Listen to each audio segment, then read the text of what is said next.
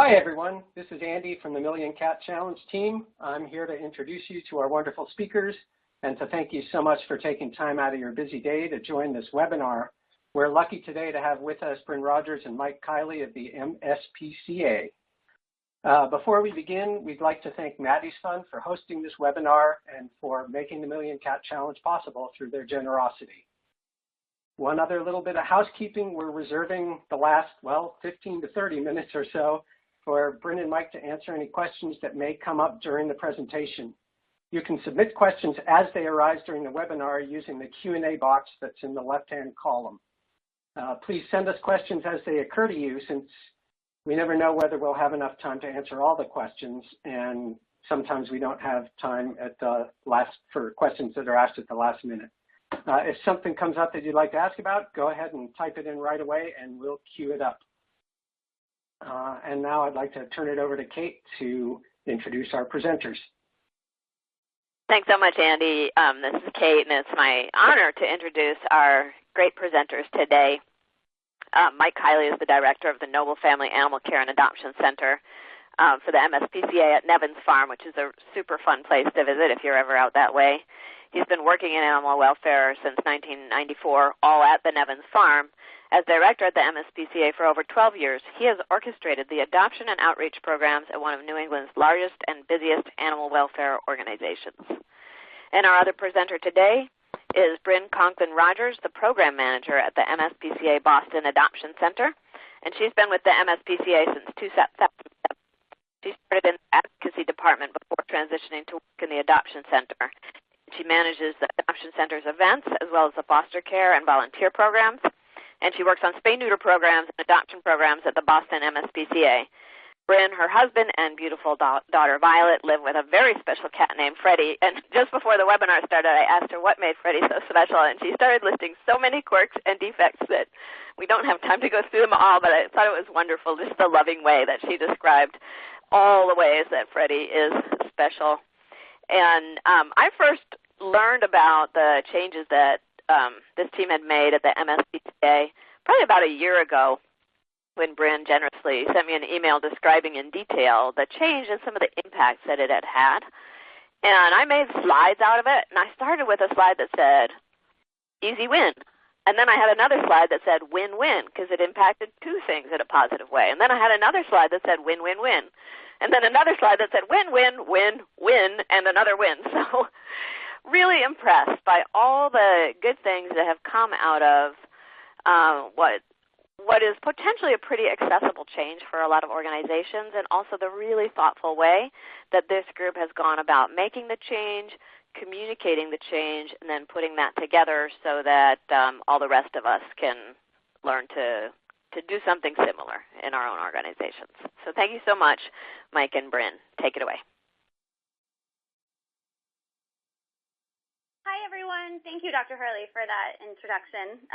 Mike and I are really excited to share our organization's story with you all today.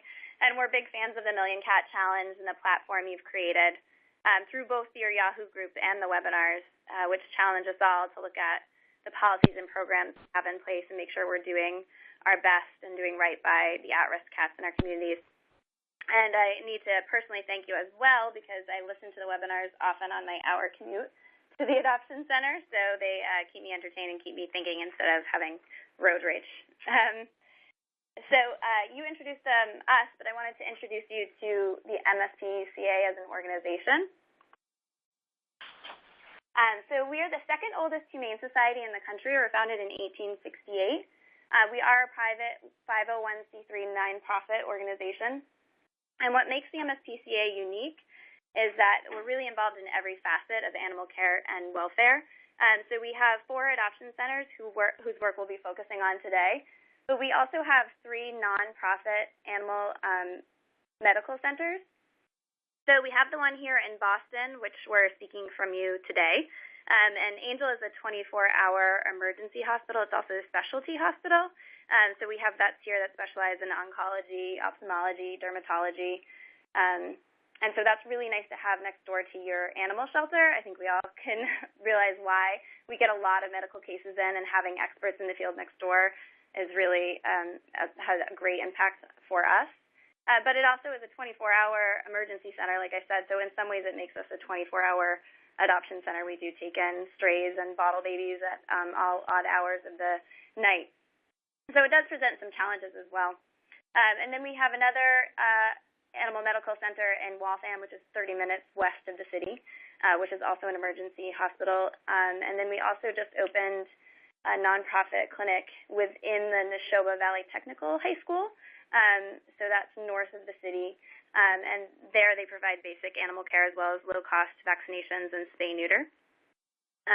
And then we also have an advocacy department, which works on promoting humane legislation in our state and also nationally. And then we have our law enforcement department, which consists of trained police officers who are enforced with investigating animal cruelty issues in the state. So we are a unique organization, and today we're mostly going to be focusing on the work that we do in our 3 adoption centers. So we have 3 locations, but technically 4 adoption centers. So we have our adoption center here in Boston, which is on the right side of your screen. In the middle, you'll see our Methuen location. Methuen's about an hour north of Boston. And then we have the Cape Cod Animal Shelter. Our Methuen location is actually 2 adoption centers in one. We have our companion animal adoption center, but then we also have Nevins Farm, which houses and places farm animals for adoption. So horses, pigs, goats, sheep, roosters, you name it. So those are our 4 adoption centers. And though we're located in different areas and have unique populations, we're all facing the same issue, which is our big cat issue. So back around 2008, we were receiving a large number of animals, cat surrenders, both stray and owner surrender, to the point where we felt really unable to manage those cats successfully. So on average, we were receiving about 21 cats a day at our locations. And actually in New England, we really are most busy in our summer period. So we call it sort of our kitten season, runs from about May to November. So it's actually higher than that number, as generally during those months we were receiving double the amounts we were in the winter. So some days we'd be having 50 cats come to us in one day. And I can remember I started back in 2009, and I remember vividly being in the back of our adoption center, putting together dog crates, scrambling at the end of the night. It must have been 7 o'clock at night when we used to close at 6 then.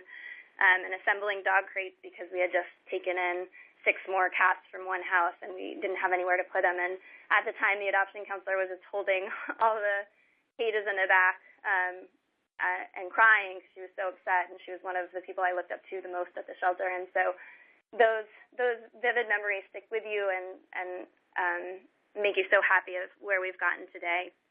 And so we're going to talk a little bit about how we got to where we are today. But the slide there is just a slide of the intake numbers that we had from 2008 to 2010. And you can see there's not much changing. So maybe a couple hundred cats less in 2010, but it was remaining, steadily high. And really our intake was driving our euthanasia. So our euthanasia numbers were also high for cats from 2008 to 2010. And so we knew we wanted to do something, but we were so busy taking in the animals, trying to find places to put them. We were still being creative. We had about 1/4 of our cat population going into our foster program. We worked to do things like our kitten happy hours, where we extend our hours at certain times, and brought our foster kittens all back at the same time so they wouldn't take up spots on our adoption center. But ultimately, we were seeing the same number of cats coming in and adopting out about the same number and euthanizing the same number. So we took a step back and wanted to say, okay, what do we need to do to make things better for the cats? And so finding solutions, we're really going to talk about the 3 stages that we went through and the small changes that we made at each point to try to give you some things that you might be able to take home with you in your adoption centers. So there are larger things, but smaller things that you can tweeze out of each one. So the first stage was really just to focus on getting the cats into homes. We need to increase adoptions. We need to move more quickly through our population so we can take more animals in. And once we were able to do that, we started focusing on reducing intake. And then after that, we really got to a third stage we didn't know we'd get to, which is, okay, how do we place these cats that we've never placed before? What homes do we need to be looking for? How can we market these cats? So we're going to go through each stage with you now, and I'm going to turn it over to Mike for the first small change, what we thought was a small change that made ruffled some internal feathers and then led us further down the line. So the very first thing that we needed to do was figure out how do we increase our adoptions. And before we really got organized on that, one of the things we started to realize is that we were shooting ourselves in our own foot. And what I mean by that is that we were an open admission shelter, which means we never turn anybody away. And we took that really seriously, and it really meant that anytime someone needed to surrender an animal, we were available for that. And it became a culture that actually really wasn't something that we could continue to support. And the biggest issue was our weekends. So on our weekend hours, when we're open Saturdays and Sundays, we would basically open the doors and we would have a line of surrenders through our lobby, and our entire staff would be transitioned over to taking in animals. And we would watch what would happen, which is we would struggle to get all these animals taken in and set up, and we would have maybe one or two people available to actually do adoptions. We had a lot of animals at the time for adoption, so there was a lot of interest, but we had a line of people waiting at our front counter with adoption applications, and we had to basically make them wait and wait and wait to the point where they just got frustrated and they left. And we were really focused on making sure that the surrender people had a shorter wait, because when they got frustrated, they might leave and dump the animal somewhere, which was our greatest fear. So we were operating primarily out of a fear-based approach to our plan. And one day we just sort of threw up our arms and we said, we can't spend our entire day taking in animals on the days that we have the best opportunity to get animals adopted. So we need to make some sort of change.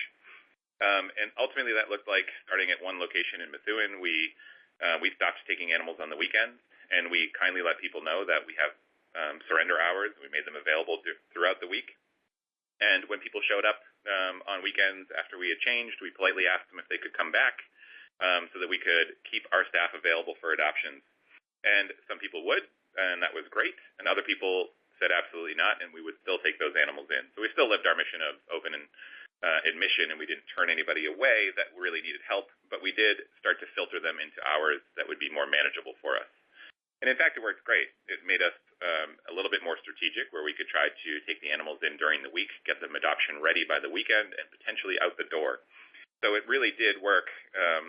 And when we really thought back at it, we were really operating this culture where you would watch our staff if there was somebody that came before hours to surrender, or we were worried about them surrendering. We would run out the door, track them down, and invite them in off hours to surrender their animal.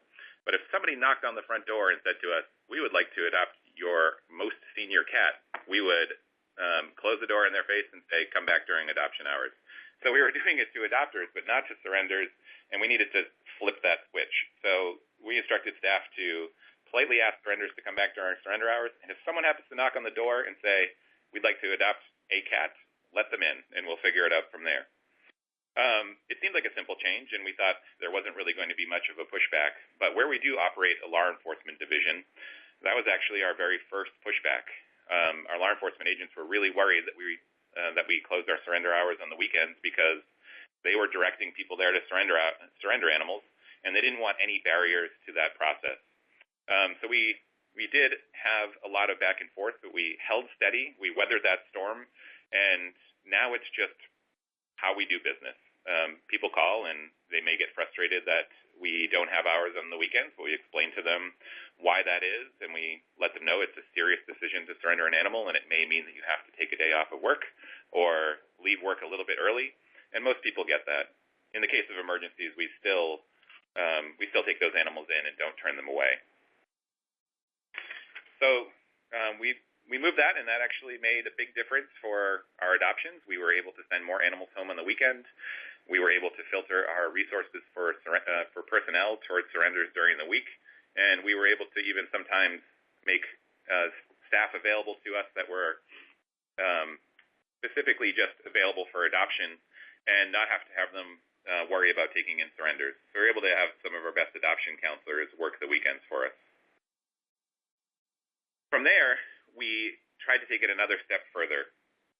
So we created a team of people we recognized that the very first thing that we needed to do when we were swimming in animals, swimming in cats, as Bryn described, we would take our entire day of just figuring out where cats had to go. We'd spent all morning long cleaning cat cages, and in fact, when people would leave our staff, when they would quit, we would ask them what the biggest reason that they were leaving, and the top two reasons were that they couldn't deal with the euthanasia of cats anymore to the level that we were dealing with it, and they also were sick and tired of cleaning cat cage after cleaning a cat cage and having no end in sight to where our problem was. So we said, we need to do something else. And we created a team of people that could look at this and say, how do we move to the next stage of getting more animals into homes? So we created a team that wasn't just all the managers and all the directors, because those people have very few hours available to meet together. And we decided that we would approach it from a different angle. So we invited people from our PR department, our development team, some of our adoption managers, and any key decision makers that we thought could help this plan. And basically, we also united some of our savvy donors. For animal welfare, so much was focused on dogs for so long that some of the cat donors sort of felt a little bit left out. We started to realize that we had some great cat donors that were trying to help, and they were actually going to senior centers to try to get senior cats adopted. They were trying to help us with some medical issues so that we would avoid euthanasia for cats that needed more. But they were not feeling appreciated, and we actually dubbed them the catadvocates. We invited them to be part of that process, and that they, what they do for us is that they are fully aware of our mission, our approach, and what we want to do.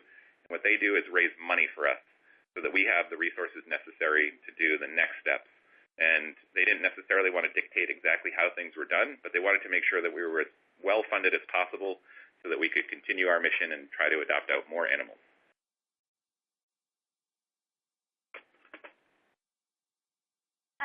So the first task that that team worked on was, again, getting more cats into homes more quickly. And we had been to a lot of conferences, had been talking to our neighbor adoption centers, and had learned about the positive impacts, the big impacts that Waived Events had. And so Mike and I were determined to make them happen, but I think just as many of you maybe in your adoption centers have found, it's hard to create change sometimes, and people are worried. And so the biggest hurdles that we faced might be hurdles that you faced as well, one of them being funding. So we tried to sell them with the cats will be with us for a shorter amount of time, so we won't be spending as much money on them. But that didn't work.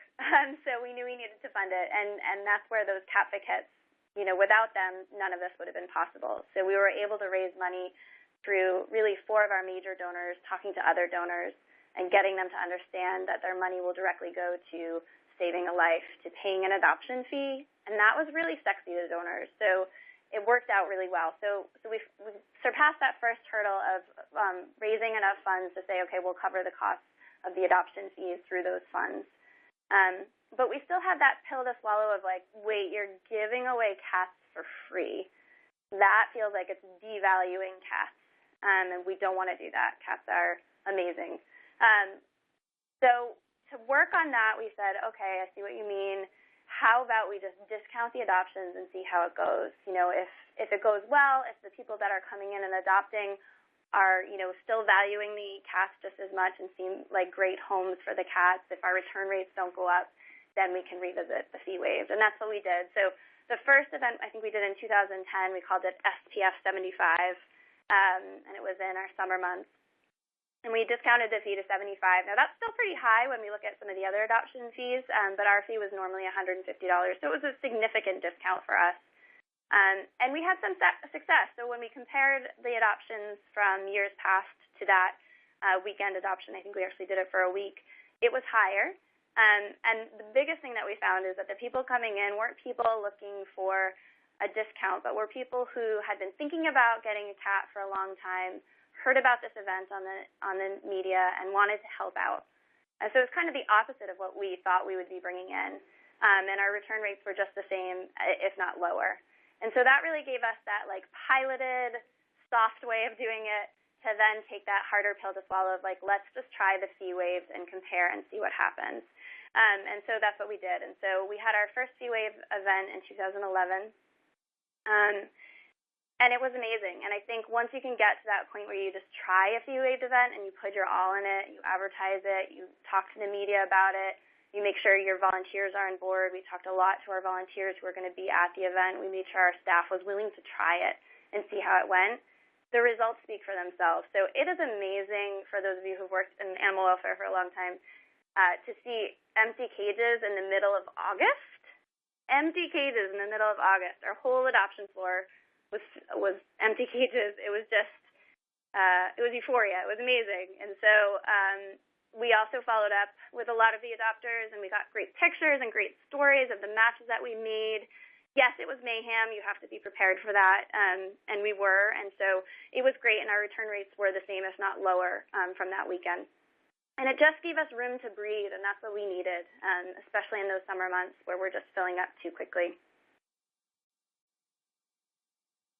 And just a reminder, some of you are putting in questions. We're going to take all the questions at the end, so please keep them coming in now so I always forget my questions. So please type them in now, but we're going to wait to answer the questions to the end just so we can make sure we get through most of the content first. So please keep them coming, and we will address them when we get to the end. And so what we've really stuck with since 2011 is a model that's been working great for us. So we have 2 weekend adult cat fee waived events, so cats 1 year and over. And these are sort of our promotions, our posters, which are super eye-catching, and they've worked really well. They get picked up a lot by the media, and they're beautiful when you're walking around. They make you stop. And so these were done by one of our volunteers, actually, in our Methuen location, and she does a really good job of those. And so we also do, for the entire month of July, we do senior fee waived. So senior to us is 9 and up. And again, we've started to become really fun. Like I think I look forward to our meetings of that group that we put together for our adoption promotions the most out of my week because we get to come up with things like this. So we changed it to Adopt a Classic. We wanted to come up with a way to advertise our senior cats. So we use classic movie posters and take a cat twist on them. So it's really fun. So Sound of Meowsic, Casablanca, The Cat Father. Those are our sort of ways to get picked up by the media as well and get people excited about the event. And they've made an impact. So you can look at our cat adoption percentage by year, and you can see the difference between 2008 to 2016. It's quite significant, especially when you look at the differences between 2008 to 2010. And our senior cat adoptions are even more of a dramatic increase. And I think, when you get to where you're adopting out your 1 to 8 year olds pretty easily, you also can draw more attention to those senior cats. So our percentage has gone way up for the percentage of cats that we're adopting out, but also the numbers have gone way up. So you can see the difference there between 2008 and 2016.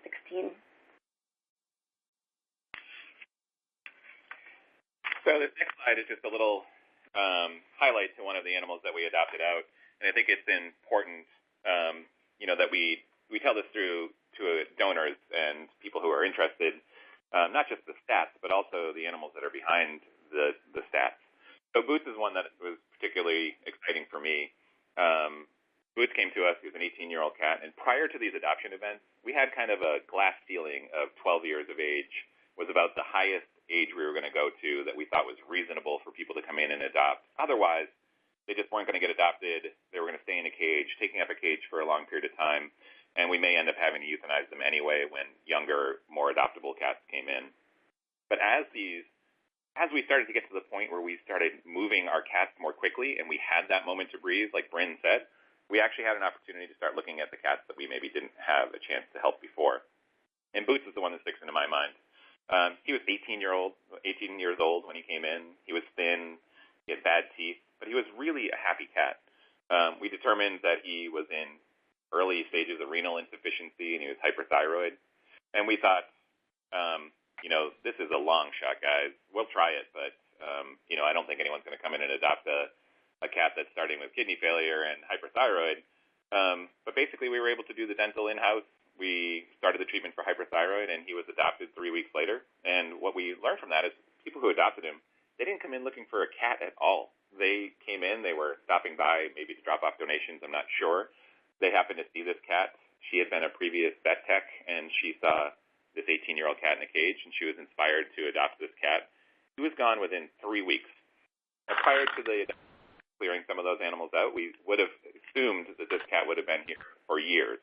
So it was great to hear that people were coming in, great to see that people were coming in and they were taking these animals home that we previously thought when we had lots of cats weren't adoptable at all.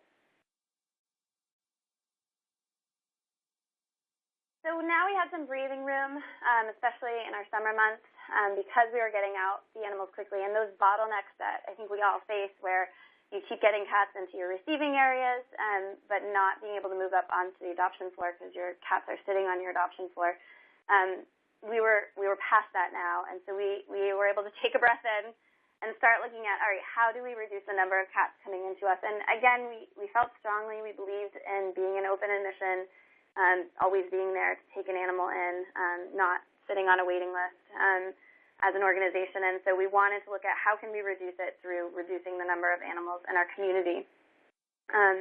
And so I'm going to briefly go over these just because we wanted to focus on small changes that you can implement. And it did take a bit of work. We raised funds initially through grants, and then again our cat advocates really stepped up. And as we lower the number of animals that are available at those adoption events, we start to be able to transition more of the cat advocates funding into spay-neuter, which has helped because some of our grants have not been fulfilled in the last couple of years. So we looked at reducing intake, and we wanted to be strategic about it. So we looked at, where are animals coming to us from? And it was amazing when you look at your zip codes, which I'm sure many of you have done. A majority of the cats were coming from a few zip codes, not even from a few towns, but a few zip codes. So we started focusing on those zip codes. And, when you're asking someone to not only bring the cat to you to get it spayed or neutered, but also shell out $70 to $150 for that spay and neuter, that's a lot for that person who's living paycheck to paycheck and has kids to deal with as well. So we found the $10 mark to be what's doable for people. So that's where we started. And so we pretty much doubled the number of cats that we spayed and neutered, and that was really done through demand. So when you start advertising $10 cat spay neuter, the owners come. And so we didn't hire another vet. We really just became as efficient in spaying and neutering as we possibly could to meet that demand. And you can see the impact that had on our kitten intake as well, and our total cat intake as well. So not just our spay-neuter programs, but I think the spay-neuter has the most direct effect on your intake levels. And if you can be strategic about where you offer those promotions to, we know everybody in those zip codes, almost everybody, needs that $10 discounted rate. And then this is just, I'm going through these quickly, I'm sorry. These are the targeted cities that we worked with, and so you could just see how much of an impact they had on those towns. So for Boston, we did Roxbury and Dorchester, and you can see the first three bars are 2008, and then the last two are 2015 and 2016. So the blue is our spay-neuter. You can see how much we increased those in those cities, towns, and the orange is intake, and the gray is euthanasia. So we're down to 6 euthanasias when we were at a lot higher than that. And the Lawrence and Haverhill, those are the targeted towns around our Methuen shelter. So those were huge, and intake really drives euthanasia, and we saw that big time here.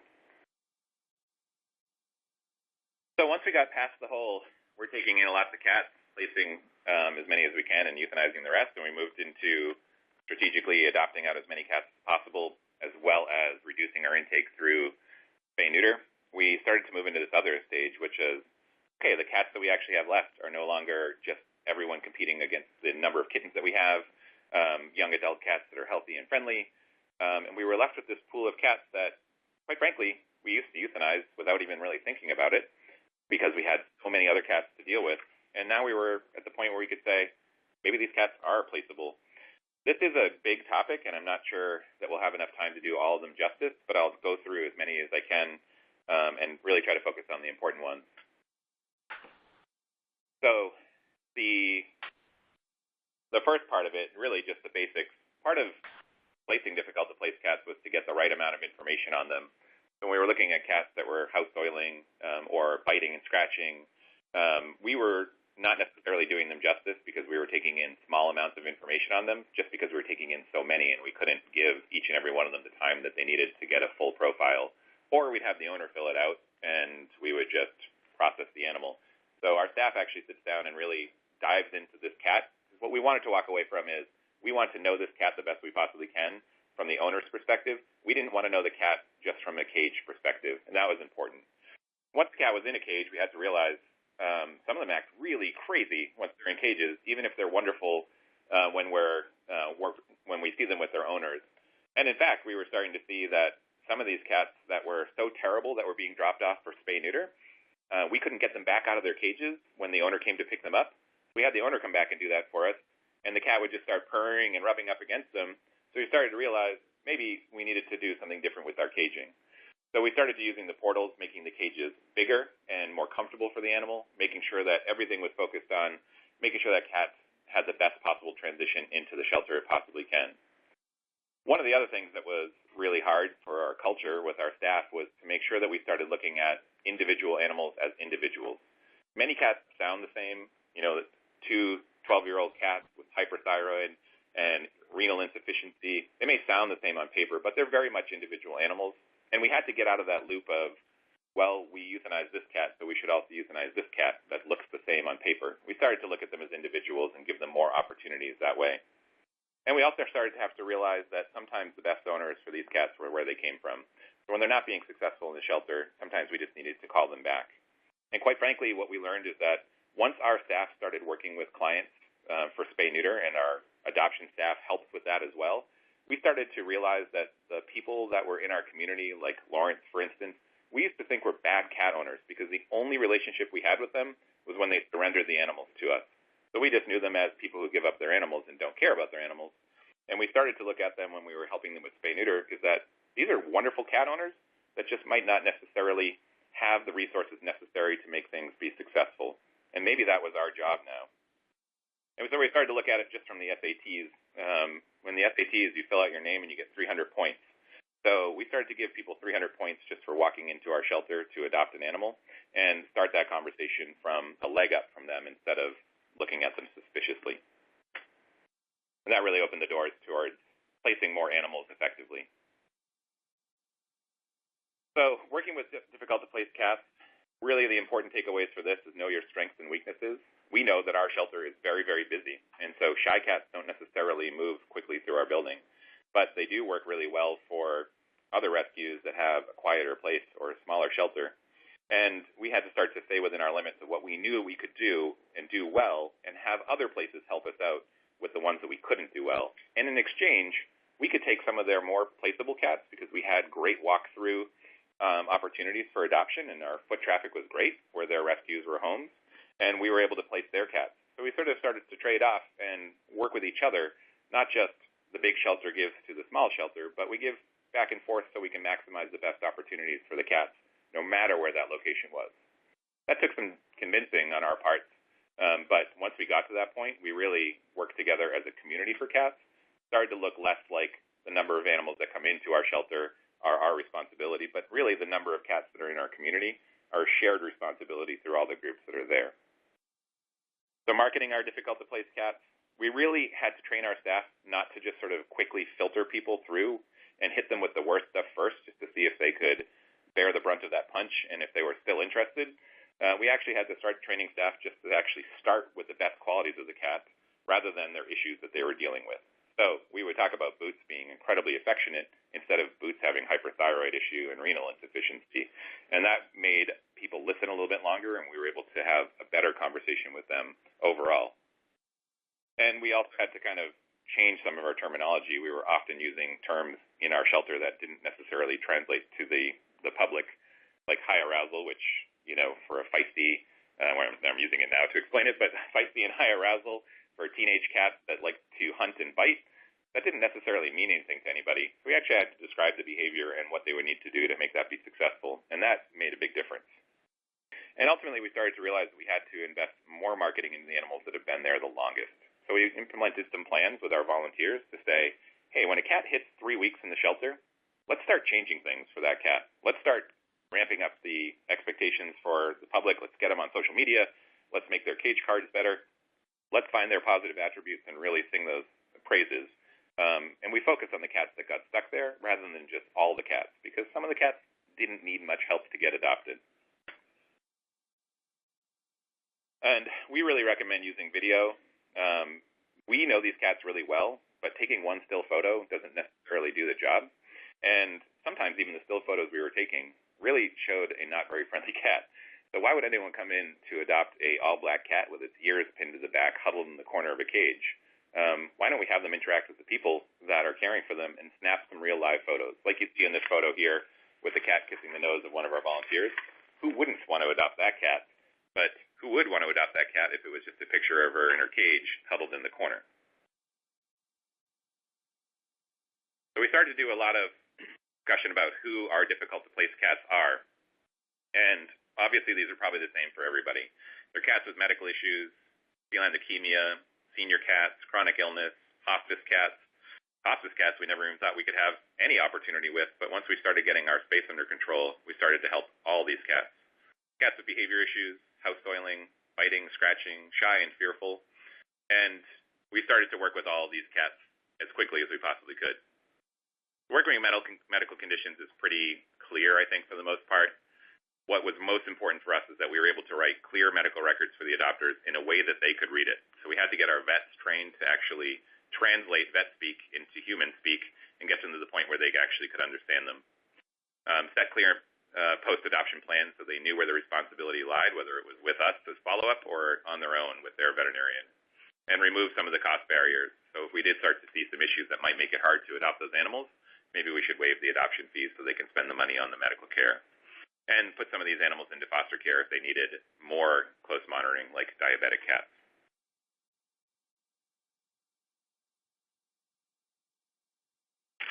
So what we were looking at next were shy and fearful cats. Shy and fearful cats really need some time and some space to be able to figure out who they really are. So you can see from this picture in the cage, this is the cat that's huddled in the corner, and this is a cat that's not happy in their cage. But this cat might have had a great profile from its owner, and we were seeing completely opposite stuff. So we had to recognize that they were going to move a little bit slower through our building, and we needed to give them the time necessary for it. And now we could, because we didn't have as many cats coming in. We could consider foster, but sometimes that's hard to do because the cat's great in foster, but to bring him back to meet somebody at the shelter, that may be hard to see that same wonderful cat that foster is seeing. And we had to maybe give some spaces for them to hide in their cages. We had to recognize that we probably bond with a smaller number of staff, and maybe it wasn't best just to have everybody try to handle them. And some of our shy and fearful cats, we recognized that some of these cats just needed to be out of cages altogether and into office spaces as well. We started to think, we were told from the very beginning, I know I was when I started in 1994, that the very worst thing that we could do is when an owner said that they would like to come and visit their animal, that we told them absolutely not, because it would be heartbreaking for the animal to see that person again and experience the loss of that person over and over again.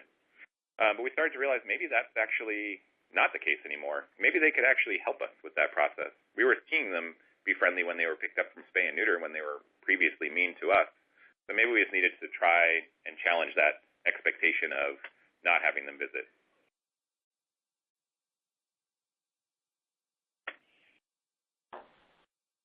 Okay, so the next thing is just going to be a video of a little bit about that. I think this is the video that's coming up. So what I'm going to show you is exactly an example of that cat. A cat who was extremely angry at us in a cage to the point where we had to net this cat to try an office space, and in the office space wasn't much happier. We called the owner in to spend some time with the cat, and the results were pretty impressive. And then we also videotaped the cat the day after the person left. So we looked at this and from a couple of different ways. I'll have you guys see this video. It's pretty short. The cat days.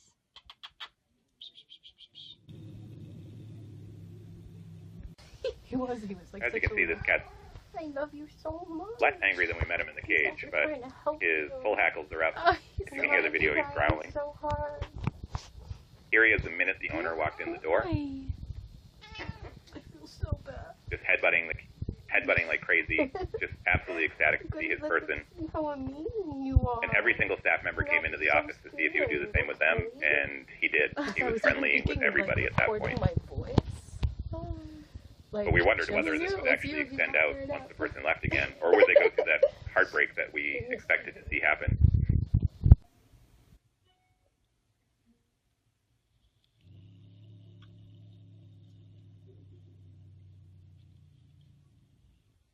Here he is the next day, so you can see that he's still not psyched, but he just one day after, we're able to actually touch this cat for the very first time in the time he's been in our care. He's not psyched about everything, but the volume has turned down significantly on this cat. And the best part about this whole story is we invited the owner to come in, and the reason why she surrendered was because she was traveling a lot. She knew her cat did not transition well, and she didn't want to put him through the stress of all the moves she may have to do for her new job. But when she was there and she saw how sad the cat was and how angry the cat was, she made a phone call, teary-eyed, to her new bosses and said, "My cat's really suffering in the shelter." And they said, "Don't worry about it. We'll take care of you. We're going to move you immediately to a hotel that allows cats, and we're going to help you find housing for this cat so you guys can stay together." Now, that's not an expectation that would happen for everybody. Obviously, that's pretty amazing. But the cat went back to her the very next day. And what it means to me is that we did something different than we had been told was okay to do, and the results were different than we expected. And now we challenge ourselves to be able to do those whenever we get stuck with a cat that we think has the potential to get adopted. In addition to that, we get some cats that people can't actually come down and spend time with, but are shy and fearful. And what we found is that we were putting these cats in offices, and that we were hoping that people would ask about them, and we put posters up in the lobby or on our front counter when people to come to visit, but nobody ever asked about these cats. But actually what happened is we started to think, you know what, people aren't seeing the posters on the walls in the lobby because that's not where the cats are. The cats are in the cat room, and that's where people go to see the cats. But now we have these empty cages, so how do we change these things all around? Instead of putting these posters on the wall of these cats, we did these 3D cutouts of them, and we set them up in a cage just like any other cat. They had food, water, and litter, and we basically made them look like real cats. But when people were surprised that they were cardboard cutouts, sometimes a little bit shocked, we would say, "Oh, do you want to meet this cat? It's right in our office. Let's come and see this cat together." Both of these cats had been in our offices for months, not getting adopted. We put the cardboard cutouts out. The one on the right got adopted within 3 days. The one on the left somehow ended up at my house and is now my cat. So it worked out in a couple different ways. Litterbox issues, I know this is a big topic, and so I'm going to make it as brief as I possibly can. The most important thing you can do is figure out what the issue is, and primarily what I'll tell you from what we've learned is that occasionally it's medical issues, but primarily it's stress-related. Something in the home is stressing this animal out, and they are unhappy, and so they are peeing. Cats pee on stuff, and what we've been told from many behaviorists, they pee on things because it makes them feel less stressed out, because it smells more like them, because cats are weird. And what we learned is that sometimes the easiest thing to do with placing cats with litter box issues was basically to not try to figure out how they were doing in the shelter, but just find them a new home that didn't have the stress factors. The fact that cats use a litter box in the shelter and didn't mean anything, and we were getting stuck on that. So we had to retrain ourselves to that. So ultimately, we had to basically find them homes that were stress-free, and the simplest thing that we can do is send them to a home where there's no other cats, no other dogs, or really tiny young kids that might stress them out, and basically see how they did. And what we found is that we place these cats constantly, and they all are successful for the most part. Adopters just really need to be well informed about the issues. They need to be told why this thing might be happening, and that they might need to try a few different things to make sure it works in their home. And when we give them the adult choices to decide whether they want to take that challenge on or not, we found that people do, and we did not expect that at all. Biting and scratching, I think, is just a little bit more challenging at times, but basically one of the things that was important to us is that we got them into spaces where they didn't get onto scratch quarantines. So we locked them behind glass doors in colony rooms that used to be filled with 25 cats, but when we didn't have as many cats, we could give it to a feisty young cat to play in, but we could lock the door so people didn't get scratched by saying hello by accident. And some part of this, we just had to embrace their catitude and recognize that they are feisty cats that might bite, and they just need people who don't really care about that, or that maybe they bite so much that we make them into a working cat. And for the working cat, what we really need is barn cats primarily. Really easy for us at Nevins Farm. We have all sorts of farm adopters coming in to adopt horses, and they often want barn cats. So it makes it easy for us, but for the most part, as long as you advertise that you have a barn cat program, people will come looking for them. And ultimately, the cats that were really over-aroused had long-term Litterbox issues, great candidates. So we were able to get those cats into those spaces. And we avoid things like fearful cats or cats with medical issues because they're not what people want for barn cats. And basically, all we need from barn cats is that they provide these basic things that any other cat adopter would, and we guide them along the process for that. And we're coming up to our last slides here, so I know we're running low on time. But all of these efforts have really meant this for us. We went from, in 2008 through 2010, euthanizing thousands of cats in our adoption centers. We spent all day euthanizing cats sometimes. And by just applying some thoughtful approach to it, some creative energy, and just a determination to make things better, we were able to reduce our euthanasia down to just over 300 cats this past year for all 3 of our adoption centers, which we never thought would be the result. And when we looked at those cats and who we were euthanizing, they were cats that probably couldn't be placed no matter what. So we're still drilling down and trying to get that number down to as close to 0 as possible. But it's been an amazing change for us and an inspiration to keep going forward and trying to move on to where our future is and what our next stages are. So I think that's the end of our slides, and want to make sure we have some time for questions. Thank you so much, Mike and Bryn. That was great. So inspiring. Let's move on to some questions here.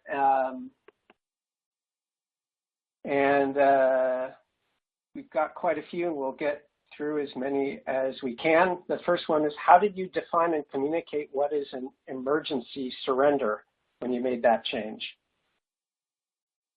Yeah, well, an emergency surrender is really what the person believes is an emergency. And so we had to take them at their face value, in that if someone was desperate, we didn't want to have them make desperate decisions.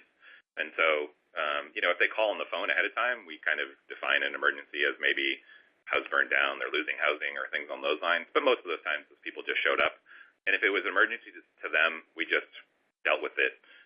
But part of the thing that we did here is to be able to reduce the number of surrenders on the weekends. Is all we had to do was start telling people in as many ways that we possibly can. On our website, the hours are listed and surrender hours are listed. Every time we take a phone call, we tell people about our hours and we work through it. So if you can catch them ahead of time, you can reduce the amount of intakes on your weekends altogether. And quite frankly, the number of cats being surrendered to us on weekends is really manageable. So it's not that big of a deal to us anymore. Okay, great. The next question up is, what types of resources do you provide to cat owners or adopters to help keep cats in their homes in the first place, or help new adopters successfully integrate their new cat? Well, I'll take a stab at the first part of it, which is how do we keep cats in their homes, is we really just ask them what they need. Sometimes when people come to our door and they're surrendering their animal, we may not necessarily be able to, even if we can find a pathway for them to to keep their animal, they may have mentally made that decision, and we don't try to force that issue. As one of my colleagues always says, surrender is something that is a service that we offer, so we can't get mad when people take advantage of that. So, but when we do get them on the phone and we're able to talk to them in advance, we can start problem solving before they get to the point where we make that final decision to surrender, and we have much more success with that. And as far as integrating into the new home, I think Bryn could maybe speak to this too, but ultimately, we base everything that we do for adoptions off of a conversation rather than an application and approval process. What we want to do is just start that conversation with people, talk with them as if they're cat experts as well, try to get a sense of what they need and what their concerns are, and address those from our level of experience that we have, rather than just reading and flipping through a book that we read to everybody. We start that conversation and we let it go wherever it needs to help them with what they feel like they need help with. Yeah, I would add to that, like with the more difficult to place cats that we're working in. So if they do have a litter box issue in the past, then we'll counsel them specifically on what that litter box issue was and decreasing stress from that transition, because a lot of times the transition can be stressful for cats. And for shy cats, we always recommend, if they can, starting in one room and then slowly opening up the space. But we also talk to them about, okay, what's your living situation? What would work for you, instead of telling them what to do, and that helps a lot, because then they feel empowered, and that they can work with the animal in their situation. Okay, and getting back to the potential surrender, do you allow cats to be adopted directly from the adopter, or do you encourage that? Do you mean from the surrender, I assume, or? Yes, I think so. I think that's. Yeah, so we haven't gotten to that stage. We have some ideas on how we might do that, where we invite people in to adopt their own cats out instead of us doing it. But, speaking of this, and going back to the video that I showed you of adopters coming in, one of the things that we recently did is that there was an older woman who was moving into senior housing. She had to surrender her cat. She was incredibly upset about the whole process, and the cat was really having a hard time. We got the cat into the office, and it was making small headways with the person that worked in that office. What we did is we actually had her come down several times to get the cat basically connected to that one office staff member, which worked. But she was such a loving and wonderful person, and we felt so bad for her situation that when we started to get adoption inquiries, we invited her to come down and work with the adopter directly. And we just sort of stood back and did the paperwork, but we let her tell all about the cat that she knew way better than we did. And we had that surrender person basically do the adoption. And that was, again, mind-blowing for us, because we were told this shouldn't happen, and here it is working so great for lots of different cats. That's great. I want to ask you about if there's anything that you tried that didn't work at all three locations, or worked great at one and didn't work great at the other two, and how did you handle that? Well, our Cape shelter is much smaller and doesn't have the infrastructure to be as successful as us. And what I mean by that is they have a really tiny cat room. Luckily, it's getting rebuilt into a new shelter, which we're excited about.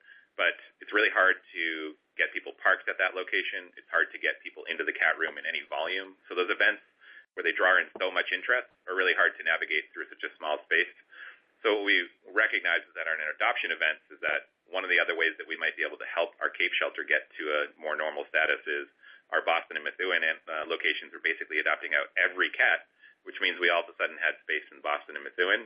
And if the Cape didn't have that same success, we could take some of their cats to get them down to a much smaller amount and let them have space to rebound when new surrenders came in. So even if it doesn't work at one location, we can still support each other and have it work organizationally.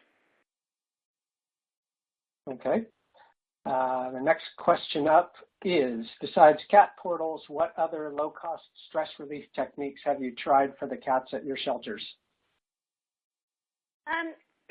So the portals were amazing, and that's one of those changes that seems like it would be tough, but I think it cost us like maybe $1,000, and it makes such a huge difference for the cat's well-being, especially those cats that might be shyer and they do better in our receiving areas. So I know everyone's set up a little bit differently, but our receiving areas aren't open to the public, but just to volunteers. And so we can kind of, it's a less stressful environment for some of those shyer cats, which has helped. And then, our offices have been huge, and our fosters have been huge. We do use Seal Away, and we did a small study on whether it's working, and I think the jury's still out, but it doesn't hurt. Were you going to say something too, Mike? Well, and even just like if you don't have different spaces to work with, just setting up your cage the right way, just providing them a hiding spot right off the bat. We have a little shelf that's built into the cages, and we set up our new cages in holding with just having a towel draped over that so that they have a space to hide behind if they need to. So you can make little tiny changes to make even, a dated or older shelter more comfortable for the animal. We also utilize our volunteers, too. So we have a cat comforter program at the Boston shelter. So it's kind of a third tier. With our dogs, we have different levels of training to work with different levels of dogs. And we've kind of started the same thing in Boston. And so those shy cat comforters spend, an hour with that cat that's at the shelter, trying to make their life a little bit better. Oftentimes we're seeing those are the cats that aren't eating well, they're losing their appetite because of stress. And so the time that the volunteers have spent with them and the knowledge that we gain from them is really great. So we have an email group, and they email that group, which includes our vet and some of our adoption counselors and myself, so we can get, a view of if that cat's improving, if it's not improving, and then prioritize which cats go into different areas if they need to. And that's been huge. It's made a big difference on the adoptability of some of our cats as well. And a lot of those volunteers are also what we call cat monitors that interface with the public. And so that's a good way, you have someone on the adoption floor, the cat's not on the adoption floor, but they can talk about that cat and bring that person back to that cat. So that's worked well for us, too. One last thing I'll add to it, too, is one of the things I did recently is I went through our cat adoption room and threw away every single brush I could find. And I called it the game of combs. And I threw away all of the brushes because what we were finding is that our volunteers, though well-meaning, were brushing those cats that are kind of feisty or shy or cranky that we're now trying to place, and they were getting them worked up and either getting bit by them or they were biting the first adopter that came through the door. So we armed them all instead of with brushes with wand toys and let them, interact with them, but with hands off, so those feisty cats could get some exercise rather than getting stimulated. And can you tell me a little bit more about the portalization process? You said it was affordable. How long did it take? How did you go about it? Yeah, it took, so we were hoping our maintenance team would do it because we do have, we're a bigger building since we share the building with the hospital here in Boston, so we were hoping to have maintenance do it, but they wanted someone else to actually cut the holes, and so we did hire a company, and like I said, I think it was $1,000, and they only did part of it, and then the maintenance team finished the rest. The maintenance team is two wonderful men that are on site that actually placed the portals in. So it took, I think they started in the afternoon and they finished the afternoon of the next day. And so you want to do it at a slower time of year if you have that, and we're lucky enough to have that in New England. But it didn't impact us too much. And we did do almost the whole receiving area. So we knew that in advance and did it during a slower time, but I think it took 24 hours to complete. So it didn't take long at all. Okay, thanks. We have time for just a couple more questions. Let's try this one. What conversation tips would you suggest when discussing FELV with an adopter? I think what we try to do is not just necessarily be the only one sharing information in those situations. So because it's a big decision for people and may be something that could be hard to understand initially, we're happy to do adoption pendings for people. We'll get if they're interested in it, but we usually get them a little bit of time to think about it, but we arm them with the medical history that we have. We encourage them to talk to their vet and other people that they may trust about making that decision, just to take the night to think about it, make sure that it's okay. And we often find that once people feel fully informed, that they come right back and they adopt the cat. Great. Okay, next question is, did you encounter resistance from the community in regards to spaying or neutering cats? And if yes, how did you combat that? No, I think the community was psyched. To tell you a little bit, just really briefly about why we did it at $10, what we were finding from the other low-cost spay-neuter groups that were out there was that the male cats were not coming to their clinics, and they didn't know why that was. And so we did this month-long adventure, of which we just decided in one of our slower months to take all of the rules off. So we invited anybody with male cats that needed to have their cats neutered to come in. They would charge them $10 in cash when they came in. We didn't make any appointments, and we basically just decided we would do as many male cats as we could in a month. The result was overwhelmingly positive, and we did something like 565 male cats in that month, and that set our strategy for $10 being the price point, because what we were learning from the community is that people cared about the cats, but they might not necessarily consider them their cats if they see them outside or that they showed up on their doorstep, and spending $100 that they didn't have on that particular cat wasn't reasonable, but they would spend $10. And it made it affordable for them, accessible, and it was embraced really well. We didn't meet any resistance, and in fact, the vet community embraced it. And in Methuen, some of our best referring places to our spay-neuter programs are local vets in our area who have their clients come in for vaccinations, exams, And when they inquire about spay-neuter, they give them our flyer, sign them up, and tell them to take the lower-cost spay-neuter and keep coming back to them for ongoing medical care. Great. Okay, well, it looks like we're right at 1 o'clock, so why don't we wrap this up? I want to thank you, Mike and Bryn, and thank you to all our participating Challenger shelters. If your shelter isn't already in the challenge and has the desire to save even just one more feline life, we welcome you to join us. To register, visit www.millioncatchallenge.org. If you have any questions, we are always here to help. You can reach us at info@millioncatchallenge.org. Thanks again for taking time out of your busy day to be here, and have a great day.